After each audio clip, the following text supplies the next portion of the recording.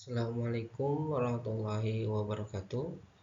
Yang saya hormati Bapak Jainul M. Pulungan ST MBA selaku coach saya di kegiatan Latsar kali ini.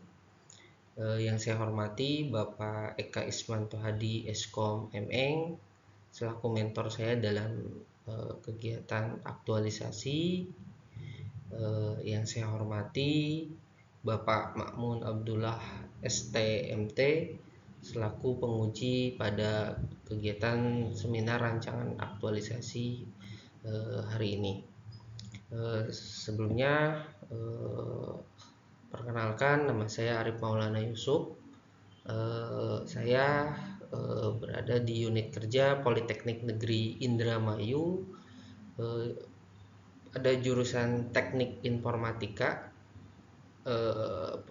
Prodi D3 Teknik Informatika.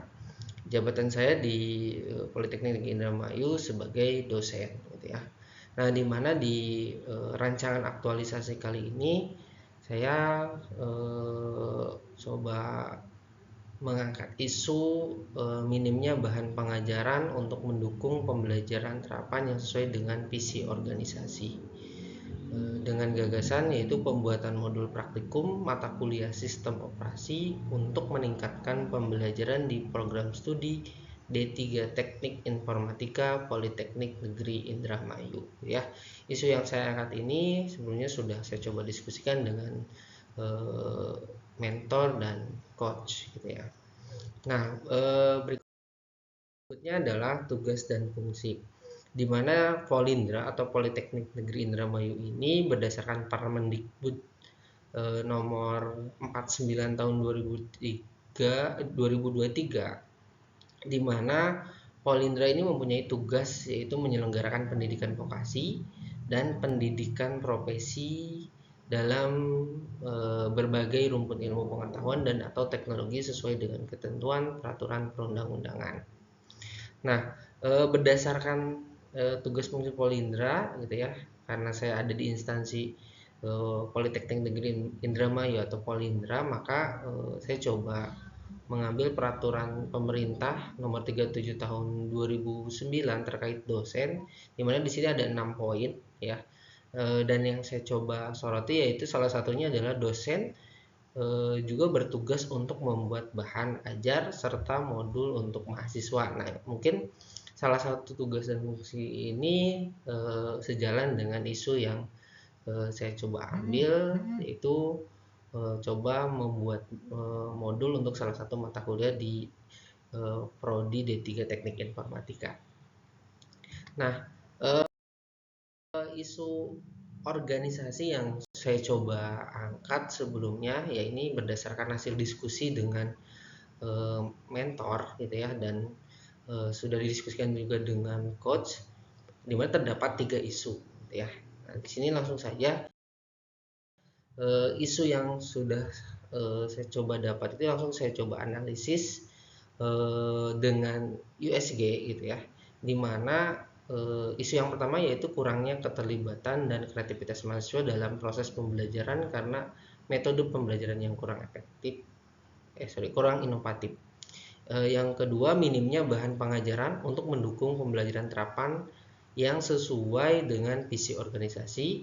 Dan yang ketiga yaitu kurangnya pembelajaran berbasis proyek yang relevan dengan kebutuhan industri. Nah, 3 isu ini coba saya analisis dengan USG, ya sudah coba didiskusikan juga dengan mentor, itu dengan Pak Eka selaku ketua jurusan Teknik Informatika, di mana di sini kita mendapatkan skor tertinggi untuk isu yang nomor 2 dengan skor 11, dan ini menjadi peringkat pertama atau menjadi isu yang mungkin akan saya angkat di dalam rancangan aktualisasi kegiatan ini, gitu ya. Nah, berdasarkan isu yang sudah ditetapkan, gitu ya, yang sudah didapatkan, maka di sini saya melakukan diskusi dengan mentor, dengan coach, dan dengan program studi terdapatlah beberapa akar masalah berdasarkan isu yang sudah kita dapat gitu ya. Dan di sini terdapat akar masalah yang diberikan warna merah itu menandakan akar masalah yang akan coba saya bahas di di rancangan aktualisasi ini ya, untuk mendukung terjawabnya isu terkait minimnya bahan pengajaran di program studi khususnya ya. Nah, dari akar masalah yang sudah didapat ini terdapat beberapa gagasan atau gap analisis di mana terdapat kondisi yang saat ini berdasarkan akar masalah yang tadi didapatkan yang diwarnai dengan warna merah, dan gap yang harus atau gagasan yang harus dilakukan agar kondisinya itu bisa mendapatkan sesuai dengan yang diharapkan nantinya gitu ya. Nah, berdasarkan gap analisis ini, nah untuk bisa mencapai gap ini atau gagasan itu, maka di sini saya mencoba merencanakan kegiatan dengan membuat 4 rencana kegiatan, yaitu adalah yang pertama tahap persiapan, yang kedua adalah tahap implementasi, tahap perencanaan, yang ketiga adalah tahap implementasi, dan yang keempat adalah tahap monitoring dan evaluasi. Di mana di tahap perencanaan ini sendiri terdapat 3 kegiatan, yaitu identifikasi kebutuhan, identifikasi dan penyesuaian kebijakan, dan panduan modul praktikum. Yang ketiga yaitu pengumpulan data keperluan pembuatan modul praktikum gitu ya. Di tahap ini kita mencari informasi terkait kebutuhan, terkait kebijakan, ketentuan, dan proses pembuatan modul nanti agar bisa dicapai sesuai dengan RPS yang memang sudah disediakan atau yang sudah ada di program studi D3 Teknik Informatika. Nah, tahap yang berikutnya yaitu adalah tahap perencanaan, di mana pengembangan di tahap perencanaan ini terdapat 2 kegiatan, yaitu pengembangan rencana modul praktikum mata kuliah sistem informasi dan perencanaan untuk sosialisasi penggunaan modul praktikum. Nah, di tahap ini yaitu dengan kita coba menyesuaikan format modul praktikum sistem operasi sesuai dengan kebutuhan, lalu kita pun berdiskusi dengan kelompok bidang keahlian gitu ya, yang mana di sini kita mencari topik-topik yang sesuai untuk dikembangkan di dalam modul sistem operasi ini.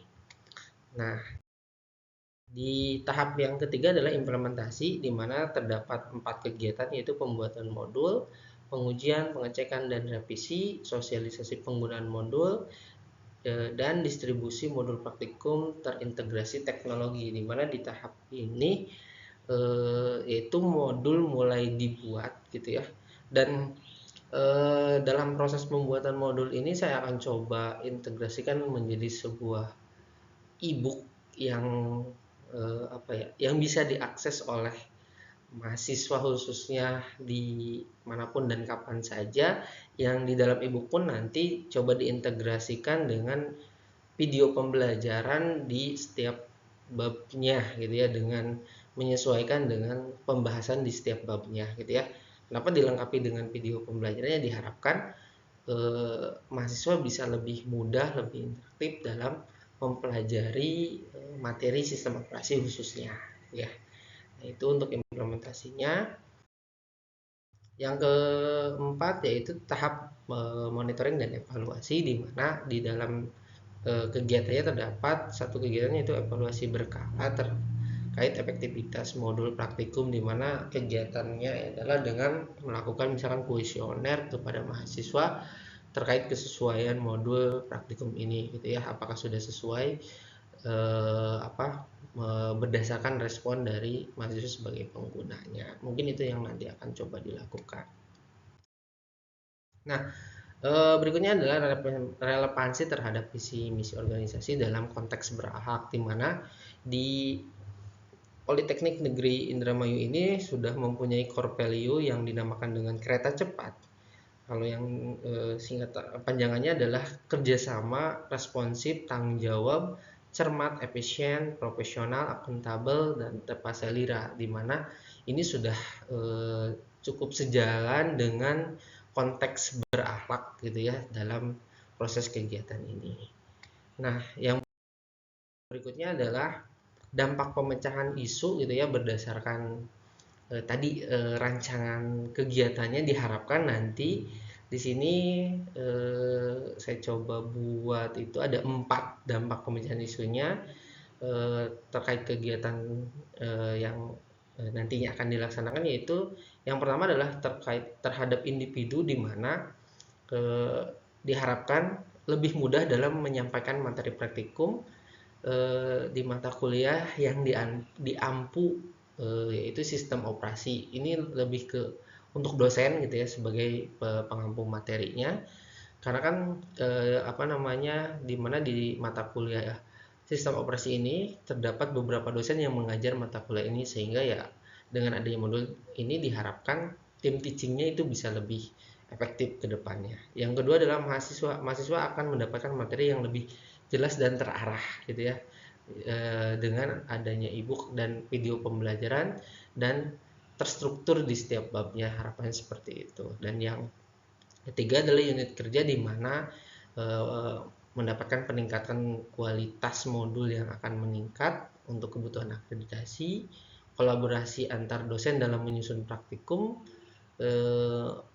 untuk mendorong sinergitas internal dan memperkuat pengembangan kurikulum. Dan yang keempat adalah layanan publik, yaitu dengan penggunaan layanan seperti industri atau institusi lain yang mendapatkan lulusan yang memiliki kemampuan yang praktis. Nah, yang berikutnya adalah jadwal kegiatan. Di sini sesuai dengan yang tadi rencana kegiatan terdapat 4 tahap, yaitu persiapan, perencanaan, implementasi, dan monitoring, di mana akan dilaksanakan di bulan Oktober di minggu keempat sampai dengan bulan Desember minggu pertama sesuai dengan jadwal aktualisasi. Dan untuk yang diberi tanda kuning itu adalah tanggal kegiatan, misalkan di Oktober di minggu keempat dan minggu kelima, yaitu tanggal 25, 28, 29 gitu ya, sampai di minggu pertama Desember sampai tanggal 6 nanti.